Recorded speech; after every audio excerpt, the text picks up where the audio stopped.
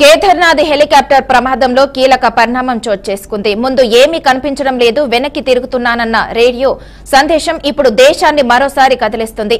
June 15న Gaurikund వద్ద పర్వతాన్ని ఢీకొని కుప్పకూలిన ఆర్యన్ ఏవియేషన్ హెలికాప్టర్ పైలట్ తో సహా 7 మంది ప్రాణాలు కోల్పోయారు.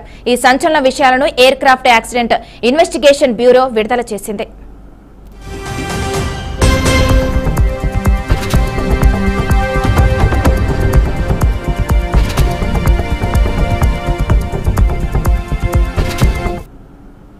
జైపూర్ కు చెందిన retired army aviator captain Rajveer Singh Chauhan నడుపుతున్న బెల్ 407 హెలికాప్టర్ జూన్ 15న ఉదయం 5:10కి గుప్తకాశ్ నుంచి కేదార్నాథ్ కి బయలుదేరింది. ప్రయాణికులను దించిన తర్వాత 6 యాత్రికులతో తిరిగి ప్రయాణం మొదలైంది. కానీ లోయ నుంచి బయటకు వస్తున్న సమయంలో అకస్మాత్తుగా దట్టమైన మేఘాలు మార్గాన్ని మూసేశాయి. మార్గం బ్లాక్ అయింది అని పైలట్ కంట్రోల్ రూమ్ కి సమాచారం ఇచ్చారు. ఇక ఆ తర్వాత ఏమీ కనిపించడం లేదు, టర్న్ అవుతున్నాను అనే చివరి వ్యాఖ్యలు వినిపించాయి. అదే ఆ హెలికాప్టర్ నుంచి వచ్చిన చివరి సిగ్నల్ గా అధికారులు గుర్తించారు.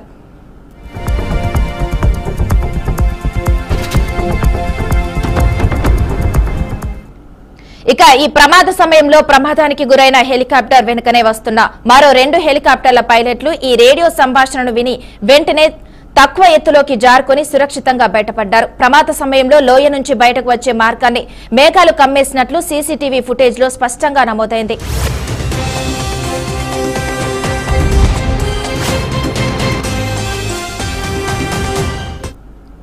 కేదార్నాథ్ హెలిప్యాడ్ వద్ద వెదర్ ఇన్స్ట్రుమెంట్ ఉన్నా కూడా అది మేఘాల కదలికపై ఏ సమాచారం ఇవ్వలేదని ఏఏఐబీ నివేదికలో స్పష్టంగా పేర్కొంది. పైలట్లు కేవలం సీసీటీవీ కెమెరాలపై ఆధారపడాల్సిన పరిస్థితి ఉందని కూడా చెబుతుంది. ఇక ఈ ప్రమాదం తర్వాత డీజీసీఏ వెంటనే కొత్త మార్గదర్శకాలు జారీ చేసింది.